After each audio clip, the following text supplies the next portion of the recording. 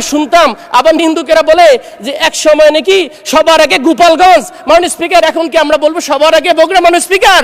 আমরা এই বাংলাদেশ চাই না মাননীয় স্পিকার। সবার আগে যদি বাংলাদেশ হয়, প্রতিটা প্রান্তের মানুষের জন্য সমান ধরনের বাজেট বরাদ্দ থাকতে মাননীয় স্পিকার।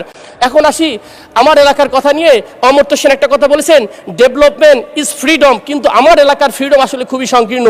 আমার এলাকার রাস্তাঘাট 70% কাঁচা, আর বরিশাল অঞ্চলে 70% পাকা। আমি যেখানে যাই, আমার জেলার যে কোনো ইউনিয়নে যাই, সেখানে গেলে আমাকে বলে, আমার অঞ্চলের মানুষ আমাকে বলে আমাদের রাস্তাগুলো পাকা করে দেন না। মাননীয় সদস্য, আমাদের টাইম লিমিট আছে, এর মধ্যে প্রায় শেষ হয়ে গেছে।